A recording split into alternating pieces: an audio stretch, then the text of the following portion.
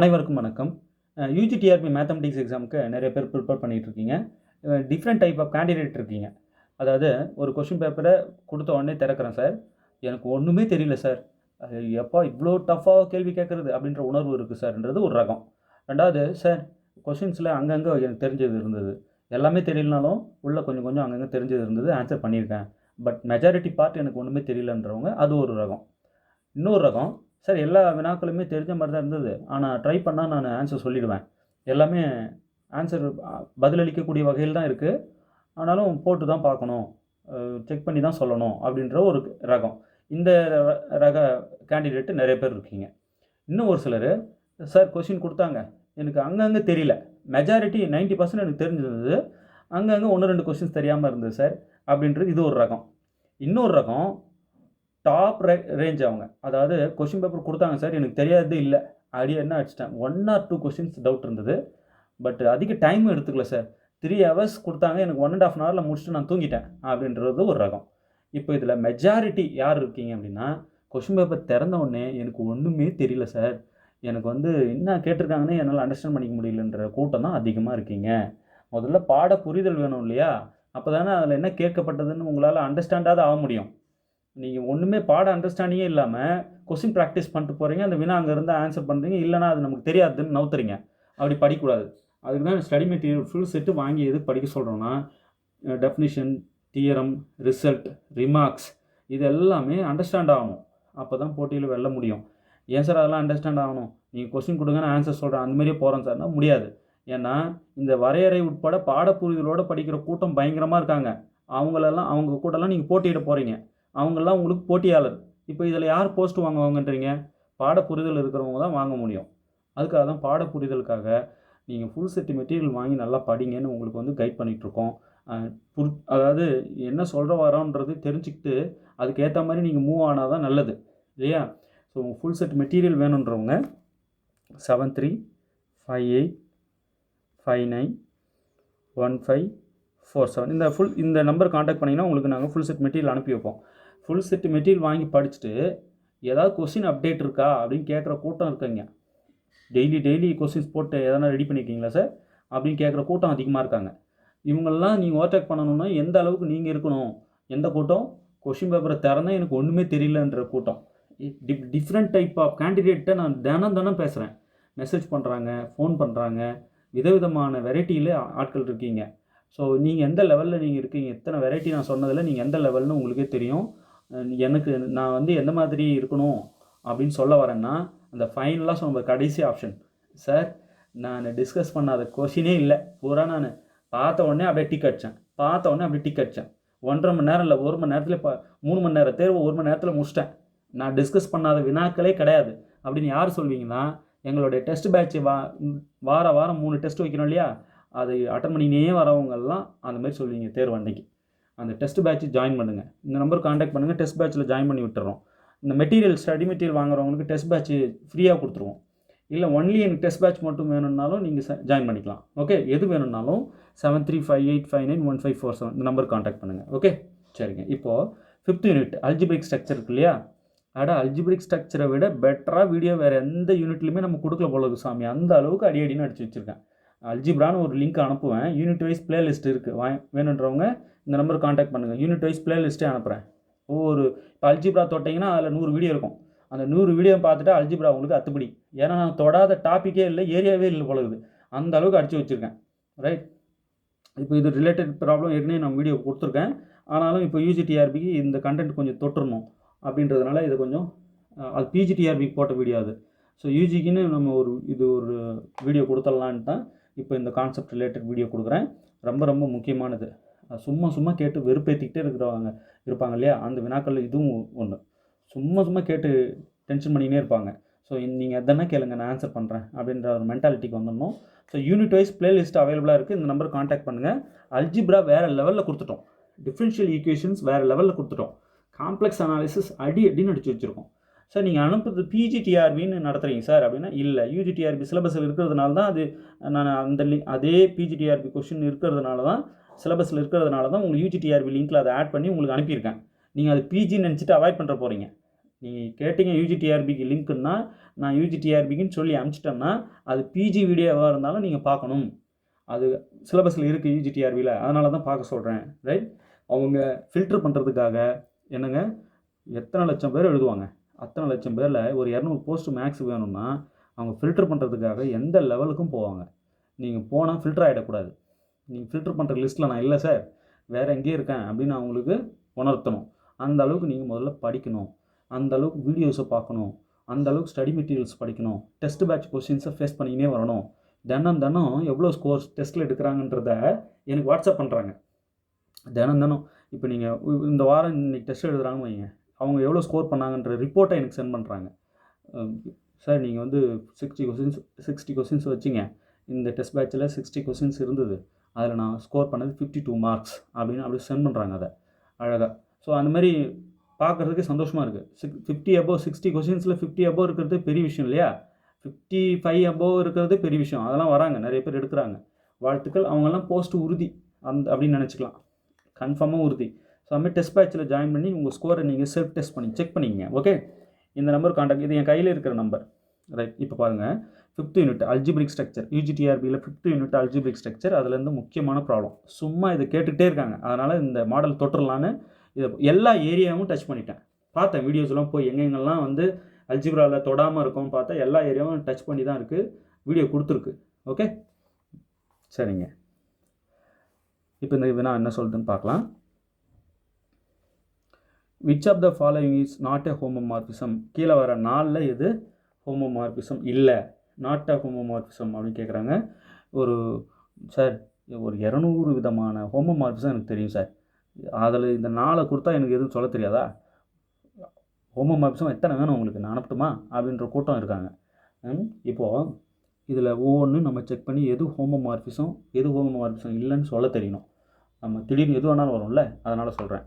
சரி, இப்போ ஃபஸ்ட்டு நான் என்ன பண்ணுறேன், ஃபஸ்ட்டு ஒன்று செக் பண்ண போகிறேன். பைங்கிறது எங்கேருந்து எங்கே டிஃபைன் பண்ணியிருக்காங்க? Z ப்ளஸ், இது ஒரு குரூப், இங்கேருந்து இங்கே டிஃபைன் பண்ணப்பட்ட ஃபங்க்ஷன் பை. இது டிஃபைன்டு பை எப்படி டிஃபைன் பண்ணுறாங்கன்னா phi of x equal to 2xன்னு டிஃபைன் பண்ணியிருக்காங்க. இங்கே எது கொடுத்தாலும் அது இங்கே வந்து ப்ளேஸ் ஆகும். சரிங்க, இந்த மாதிரி டிஃபைன் பண்ண இது வந்து ஹோமோமார்பிசமாக எங்கள் Z ப்ளஸ்லேருந்து 2Z+க்கு டிஃபைன்ட் ஆனது எது? பை. என்னென்னு டிஃபைன்ட் ஆகுது? பை எக்ஸ் ஈக்குவல் டு 2xன்னு டிஃபைன்ட் ஆகுது. இது ஹோமோமார்பிசமா அப்படின்னு கேட்குறாங்க. இப்போ ஃபஸ்ட்டு ஏ ஆப்ஷன் நம்ம செக் பண்ணிகிட்டு இருக்கோம். First one. ரைட்? இப்போது பைங்கிறது Z ப்ளஸ்லேருந்து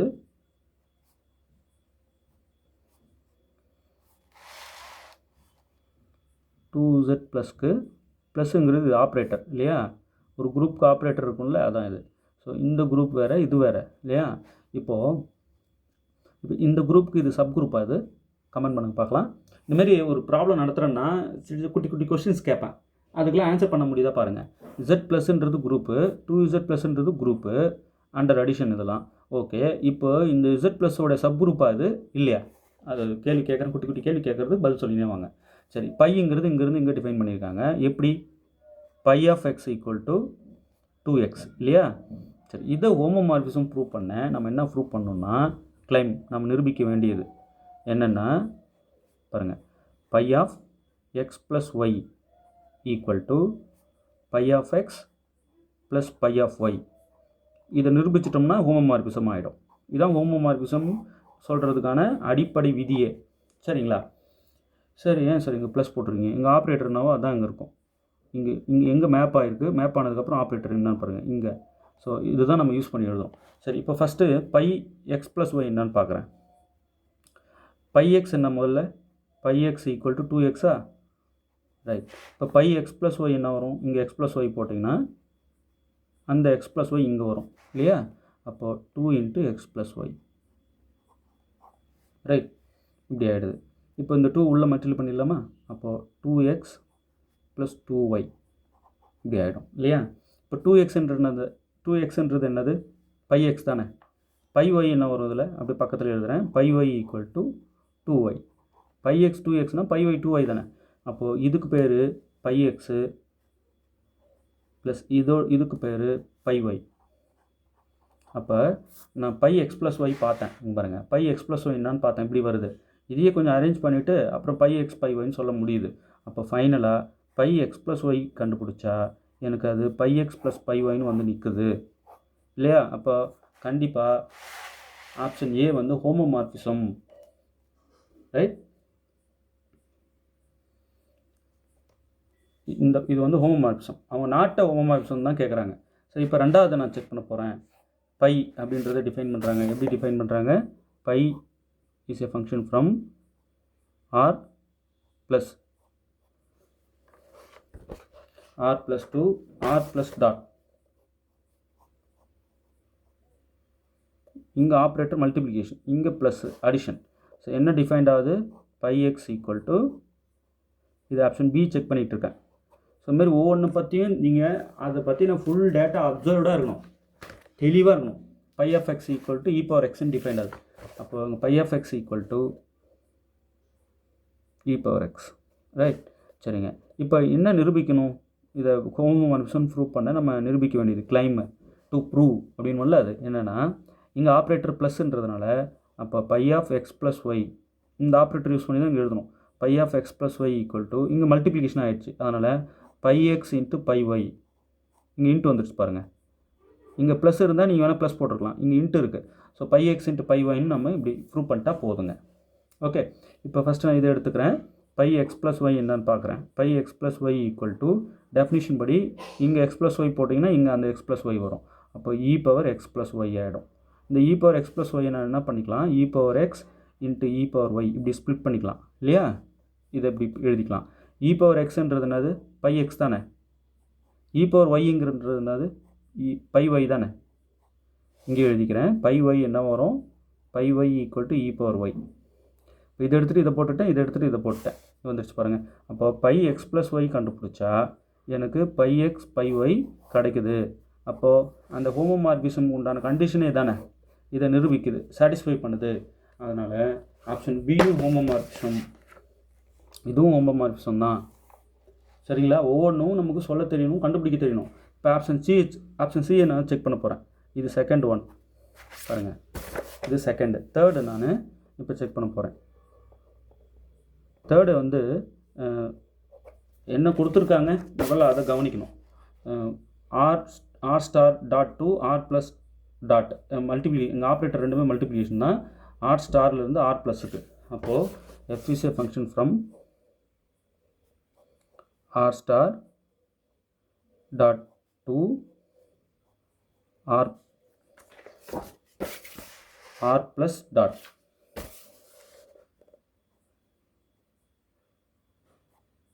Okay, defined by f of x equal to mod x, right? Sorry sir, எனக்கு அப்ஜெக்ஷன்ஸ் இருக்குது, கொஞ்சம் கிளியராக சொல்லுங்கள். இந்த இடம் புரியலன்றவங்க 7358591547 இந்த நம்பர் காண்டாக்ட் பண்ணுங்கள். சரி, ஒவ்வொன்றுக்கும் இந்த மாதிரி விதி எழுதுறீங்கல்ல, இதான் ஹோமோமார்பிசம் நிரூபிக்கிறதுக்கு உண்டான கண்டிஷனே இதானே. இது என்ன, யார் சார் சொன்னது? இதாங்க வரையறை. ஹோமோமார்பிசம் டெஃபினிஷன் என்ன? ப்ராப்பர் டெஃபினிஷன் ஸ்டடி மெட்டீரியல் கொடுத்துருக்கேன், அதை அப்படியே மெமரியில் வச்சுக்கணும். அந்த கண்டிஷனை மட்டும் எடுத்து சொல்லிக்கிட்டு இருக்கேன். இப்போ ஃபுல் வரையறை எழுதாமல், புரியுதுங்களா? வரையறை படிக்கணும், இல்லைன்னா ஒன்றுமே புரியாது உங்களுக்கு. ஓகே, இப்போ இதிலிருந்து இங்கே டிஃபைன் பண்ண ஃபங்க்ஷன் இது ஹோமோமார்பிசம் ப்ரூவ் பண்ண நம்ம என்ன ப்ரூவ் பண்ணணும்? கிளைம், நம்ம நிரூபிக்க வேண்டியது. இது ஹோமோமார்பிசமா இல்லையான்னு சொல்கிறதுக்கு மெயினாக என்ன வேணும்? இது ஹோமோமார்பிசமாக இருந்தால் என்ன பண்ணணும்? எஃப் ஆஃப் எக்ஸ் ஒய், இங்கே வந்து ஆப்ரேட்டர் மல்டிப்ளிகேஷன், அதை கவனிக்கணும். F of x y equal to, இங்கேயும் மல்டிப்ளிகேஷன் தான். அப்போ f of x into f of y, இதை நிரூபிச்சிட்டா போதும், ஹோமோமார்பிசம் ஆகிடும். எது? எஃப்.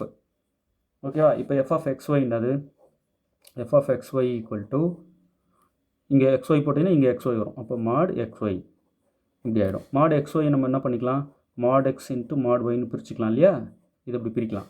இப்போ மாட் எக்ஸ்ன்றது என்னது? F of x. மாட் ஒய்ன்றது என்னது? F of y. F of y என்ன வரும் சொல்லுங்கள்? Modulus y, right? ஸோ இங்கே மாடுலஸ் ஒய்யை எடுத்துகிட்டு எஃப் ஆஃப் ஒய் போட்டுக்கோங்க. இங்கே மாடுலஸ் எக்ஸை எடுத்துகிட்டு எஃப் ஆஃப் எக்ஸ் போடுங்க. அப்போது எஃப் ஆஃப் எக்ஸ் ஒய் கண்டுபிடிச்சா f of x into f of y வருது, ரைட்? அப்போது இங்கே எந்த ஆப்ஷன் பாருங்கள்? Option C. இதுவும் வந்து ஹோமோமார்பிசம். ஒன்று ஹோமோமார்பிசமாக இல்லையான்னு நான் செக் பண்ணினே வரேன், கவனிங்க அதை. அதுதான் ரொம்ப முக்கியம். அதுக்காக தான் இந்த ப்ராப்ளமே எடுத்தது. கிளியர் கட்டாக உங்களுக்கு அது புரியணும். இப்போ ஆப்ஷன் டி செக் பண்ணுறேன். டி என்ன சொல்லுதுன்னா f is a function from R to R plus, இது ஒரு group, to R plus, R ப்ளஸ்லேருந்து ஆர் ப்ளஸ்க்கு டிஃபைன்ட் ஆனது, defined by f of x equal to x square. So இங்கேருந்து இங்கே டிஃபைன் பண்ண எஃப் என்னன்னு டிஃபைன்ட் ஆகிருக்கு, எக்ஸ் ஸ்கொயரும் டிஃபைன்ட் ஆகிருக்கு. இப்போது இந்த குரூப்லேருந்து இந்த குரூப்புக்கு டிஃபைன்ட் ஆன இந்த எஃப் ஹோமோமார்பிசமானு கேட்குறாங்க. இப்போ ஹோமோமார்பிசம் படிக்கலன்னா நமக்கு இன்னும் சோறு தண்ணி இறங்காதா சார்? எதுக்கு அதை போய் படிக்கணும்? ஹோமோமார்பிசம்ன்ற விஷயம் எத்தனை விஷயங்களுக்கு பயன்படுதுன்னு நீங்கள் ஹையர் ஸ்டடீஸ் போனீங்கன்னா அசந்து போயிடுவீங்க. அப்படி வியந்து போய் வாயடைச்சு நிற்பீங்க. அவ்வளோ விஷயங்களுக்கு ஹோமோமார்பிசம் கான்செப்ட் யூஸ் ஆகுது. இப்போ ஒரு ஒன் ஹோமோமார்பிசம் ஐசோமார்பிசம் ஆகிடும். இப்போ ரெண்டு குரூப் இடையில் ஒரு ஐசோமார்பிசம் எக்ஸிஸ்ட் ஆகுதுன்னா அது ரெண்டும் ஹோமோமார்பிக் சொல்லிடலாம், ஐசோமார்பிக் சொல்லிடலாம், ரைட்? ஸோ ஐசோமார்பிக் ஒரு இப்போ ரெண்டு குரூப் இருக்குது, அது ரெண்டும் ஐசோமார்பிக்னா இதில் இருக்கிற நேச்சர்லாம் அதோடைய நேச்சரோட ஒத்து போகும். அப்போது ஒரு ஒரு குரூப்லேருந்து ஒரு குரூப்புக்கு ஹோமோமார்பிசம் இருக்குது, அது ஒன்னாகவும் இருக்குது. அந்த ஒன் ஹோமோமார்பிசம்ன்றதுனால அது ஐசோமார்பிசம் ஆகிடுச்சு. ரெண்டு குரூப் இடையில் ஒரு ஐசோமார்பிசம் இருக்குன்னா அந்த ரெண்டு குரூப்பும் ஐசோமார்பிக் ஆகிடும். ரெண்டு குரூப் ஐசோமார்பிக்காக ஆகிறதுனால நமக்கு என்ன சார் யூஸ்? நம்ம வீட்டில் என்ன சோறை ஒலை கொதிக்க போகுது அப்படின்னா இல்லை. இப்போது ரெண்டு குரூப் ஐசோமார்பிக்னா ஒரு குரூப்பில் இருக்கிற பல விஷயங்கள் இன்னொரு குரூப்புக்கு ஒத்து போகும், இதில் இருக்கிறது பல விஷயங்கள் இதுக்கும் ஒத்து போகும். அந்த மாதிரி ஒரு ஐசோமார்பிசம் இருந்ததுன்னா ரெண்டு குரூப் இடையில் ஒரு ஐசோமார்பிசம் ஒரு ஐசோமார்பிசம் எக்ஸிஸ்ட் ஆகுதுன்னா அது ரெண்டும் அந்த குரூப் ரெண்டும் ஐசோமார்பிக் ஆகிடும். அந்த ரெண்டு குரூப் ஐசோமார்பிக்னு நம்ம சொல்லிட்டோம்னா இதுக்கு பொருந்தக்கூடிய பல விஷயங்களை இதுக்கும் நம்ம பொருந்துதுன்னு சொல்லிட்டு போயிட்டே இருக்கலாம். நம்ம உள்ளே போய் அந்த குரூப்பை செக் பண்ணிகிட்டு இருக்க வேண்டாம். ஏன்னா ஐசோமார்பிக்காக இருக்குது, பல நேச்சர்ஸ் இதுக்கும் அதுக்கும் ஒத்து போகும். ஐசோமார்பிசம் இருக்குன்னா அது ஐசோமார்பிக்ன்றதுனால பல விஷயங்கள் ஒத்து போகுது. இதெல்லாம் நீங்கள் உள்ள ஹையர் ஸ்டடீஸில் போனீங்கன்னா அசந்து போடுவீங்க. இதெல்லாம் சொல்கிறேன் புரிஞ்சுக்கிறதுக்குன்னு ஒரு எபிலிட்டி வேணும்ல, அதுக்கு தான் இதெல்லாம் பேசிக்காக ஒரு சில இதெல்லாம் சொல்லிகிட்டு இருக்கேன். சரிங்களா? ரைட். நிறைய பேர் என்ன ஸ்டேஜில் இருக்கீங்கன்னா ஒரு 10-15 வருஷத்துக்கு மேலே ஆயிடுச்சு நீங்கள் படித்து, அதனால் பேசிக் கான்செப்ட்ஸ்லாம் மறந்து போயிருக்கீங்க. ஆனால் நீங்கள் முட்டாளெலாம் கிடையாது, சொன்னால் அப்படியே நெருப்பு மாதிரி பற்றிப்பீங்க. அந்த மாதிரி வெரைட்டி நிறைய பீப்புள் இருக்கீங்க. 90 above 85 aboveலாம் ஸ்கோர் வச்சுருக்கீங்க யூஜி பிஜி பர்சன்டேஜ். ஆனால் நீங்கள் டச் இல்லாமல் தான் இருக்கீங்க. காலேஜ் காலங்களில் அசத்திருக்கீங்க. ஸோ அவங்களுக்குலாம் வாழ்த்துக்கள் சொல்லிக்கிறேன். நீங்கள் ஜஸ்ட் இப்போ அப்படியே வீடியோஸ் ரிமைண்ட் பண்ணுங்கள், அந்த மெட்டீரியல்ஸ்லாம் வாங்கி ஒரு தடவை அப்படி புரட்டி பாருங்கள், எல்லாம் ஞாபகத்துக்கு வந்துடும். தோத்துட்டோம், நம்மளால் முடியாது அப்படின்னு யாராவது சொன்னாங்கன்னா அவங்கள விட்டு முதல்ல ஒதுங்குங்க. உங்களால் முடியும், ஜெயிக்க முடியும், போராடுங்க. போர்க்களத்தில் போய் நிற்கவே தகுதி இல்லாதவன் வெற்றி தோல்வி பற்றி பேச அருகதை இல்லாதவன் இல்லையா? முதல்ல களத்துக்கு போங்கன்ற, ரைட்? சரி, இப்போ இங்கே பாருங்கள், இது என்ன இது ஹோமோமார்பிசம் ப்ரூவ் பண்ண நம்ம நிரூபிக்க வேண்டியது கிளைம். ஹோமோமார்பிசமாக இருந்தால் இது சாட்டிஸ்ஃபை ஆகிடும். F of x plus y, இங்கே ஆப்ரேட்டர் நான் ப்ளஸ் போட்டு எழுதுகிறேன் பாருங்க, இங்கே ப்ளஸ் இருக்கிறதுனால என்னன்னு ப்ரூவ் பண்ணுத f of x plus f of y, இங்கேயும் ஆப்ரேட்டர் எனக்கு ப்ளஸ் தான். சரிங்களா? இதை ப்ரூவ் பண்ணிட்டா போதும், ஹோமோமார்பிசம் ஆகிடும். சரி, ஃபஸ்ட்டு நான் f of x plus y என்னென்னு பார்க்குறேன். F of x plus y equal to இங்கே எக்ஸ் ப்ளஸ் ஒய் கொடுத்தா இங்கே வரும். அப்போது எக்ஸ் ப்ளஸ் ஒய் அந்த எக்ஸ் இருக்கிற இடத்துல போட்டுட்டு மேலே ஸ்கொயர், இது a plus b whole square படி a square plus b square plus 2ab இப்படி எழுதிக்கலாம் இல்லையா? இப்போ இது அப்படியே இருக்கட்டும். இப்போ எஃப்எக்ஸ் ப்ளஸ் எஃப்ஒய் என்ன வருது பாருங்கள். ஏன்னா இதுக்கு வர ஆன்சரும் இதுக்கு வர ஆன்சரும் சேமாக இருக்கணும். இப்போ எஃப்எக்ஸ் ப்ளஸ் ஒய் நான் பார்த்துட்டேன், 1ன்னு வச்சுக்கோங்க. இப்போ எஃப்எக்ஸ் என்ன? X square. பாருங்கள், எஃப்எக்ஸ் வந்து எக்ஸ் ஸ்கொயர் இங்கே போட்டுருங்க. அப்போ எஃப்ஒய் என்ன வரும்? இங்கே எழுதிக்கங்க, எஃப்ஒய் வந்து ஒய் ஸ்கொயர் இல்லையா? இங்கே என்ன கொடுக்குறோமோ அதான் இங்கே வரும். ஸோ அப்போது இங்கே வந்து எஃப்ஒய் எடுத்துகிட்டு ஒய் ஸ்கொயர் போட்டுக்கிறோம். அப்போ எஃப்எக்ஸ் ப்ளஸ் எஃப்ஒய் வந்து x square plus y square வருது. இங்கே x square plus y square plus 2xy இருக்குது. இது ரெண்டும் வேறு வேறையாக இருப்பாருங்க, ரெண்டும் ஈக்குவலாக இல்லை. அப்போது 1,2 இம்ப்ளைஸ் எஃப்எக்ஸ் ப்ளஸ் ஒய் கண்டுபிடிச்சேன், எஃப்எக்ஸ் ப்ளஸ் எஃப்ஒய் இதையும் கண்டுபிடிச்சேன். இது ரெண்டும் மேட்ச் ஒத்து போகல, ரெண்டும் வேறு வேறையாக வருது, நாட் ஈக்குவல். அப்போது this implies f is not a homomorphism.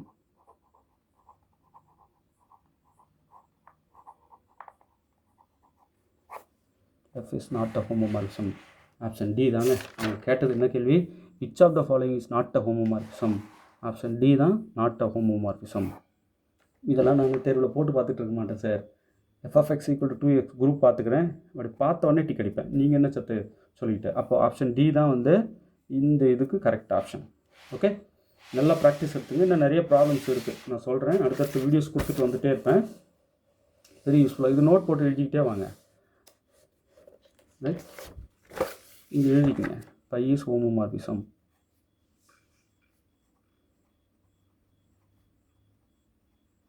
ஒன்று செக் பண்ணும்போதே நம்ம சொல்லிட்டு வந்துடணும் இல்லையா. இங்கே வந்து தேர்ஃபோர் பை இஸ் ஹோமோமார்ஃபிசம் எழுதிட்டோமா. இதுவும் அதே தான், இதே பை ஃபங்க்ஷன் ஹோமோமார்ஃபிசம் ப்ரூவ் ஆகிடுச்சு.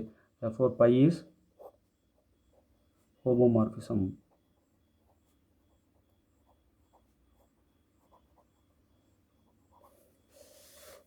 இது எஃப்பும் ஹோமோமார்ஃபிசம் தான். Therefore f is homomorphism.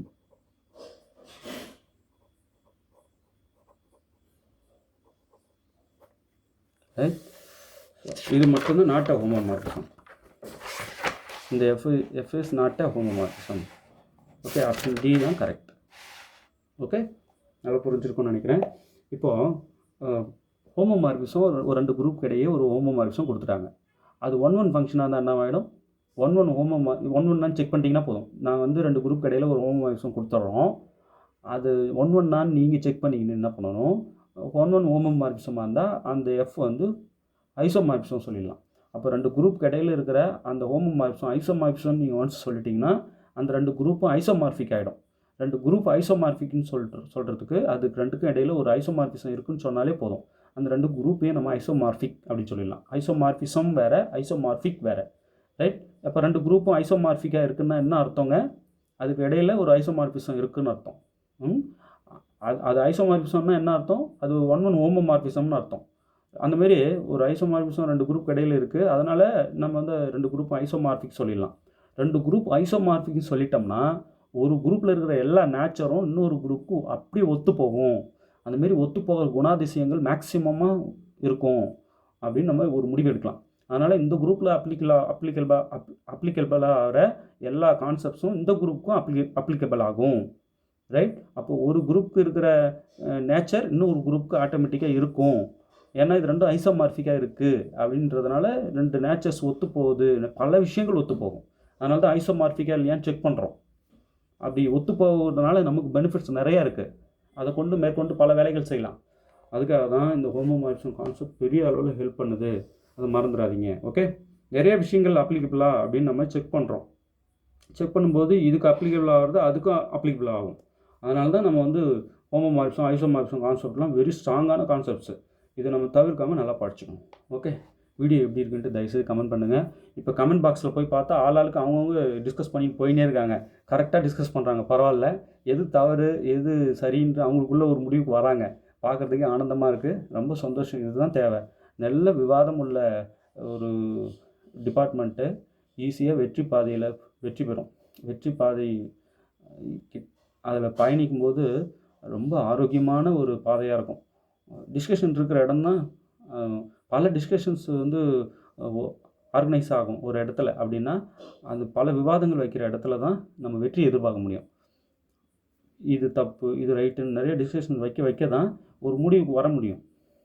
இதனால் இது ஃபெயில் ஆகுது, இதனால் இது ட்ரூ ஆகுது, இதனால் இதை நம்ம இதை எடுத்துக்கலாம் அப்படின்னு பல விவாதங்கள் வந்து நடக்கணும். அப்போ தான் அந்த டிபார்ட்மெண்ட்டு ஆரோக்கியமானதாக இருக்கும். சரிங்களா? நல்ல விவாதங்கள் முன்வைங்க. நிறைய கொஸ்டின்ஸ் இன்றைக்கி கேட்டிருந்தாங்க, ரிப்ளை கொடுக்க முடியல, கொஞ்சம் பிஸியாக இருந்துட்டேன். நான் அப்பப்போ ரிப்ளை கொடுக்க ட்ரை பண்ணுறேன். ஓகே, நல்லா ப்ராக்டிஸ் பண்ணுங்கள். எனக்கு தெரிஞ்சு ஒரு 6000 MCQ சொல்லியிருக்கேன் இல்லையா, அதை நீங்கள் அவசியம் ப்ராக்டிஸ் எடுத்துக்கங்க, விட்டாதீங்க. டெஸ்ட் பேட்ச் நாங்கள் வச்சுக்கிட்டே வரோம் இல்லையா, வாரத்தில் 3 டெஸ்ட், அதை ஃபேஸ் பண்ணிக்கினே இருங்க. ஃபுல் செட்டு மெட்டீரியல் ஒரு 100 புக்லெட்டு, அது 100 தாண்டிச்சுன்னு நினைக்கிறேன். அந்த புக்லெட்டை அத்தனையும் ஒரு புரட்டிக்குங்க. ஏன்னா ஆல்ரெடி புரட்டி பார்த்த கூட்டம் இருக்காங்க. அதனால் சொல்கிறேன், உங்களை பயம்படுத்த சொல்லலை, நீங்கள் அலர்ட் ஆகிக்கிங்கன்னு சொல்கிறேன். படிக்க ஆரம்பிச்சிருங்க, யோசிக்காதீங்கன்னு சொல்கிறேன். வேகமாக இருங்க. உங்களுக்கு எது வேணும்னாலும் இந்த நம்பர் காண்டாக்ட் பண்ணுங்கள், 7358591547. ஓகே, யூனிட் வைஸ் பிளேலிஸ்ட்டு முதல்ல வாங்கி அதை முதல்ல படிங்க. ஓகே, தேர்வில் வெற்றி பெற வாழ்த்துக்கள். தேங்க்யூ.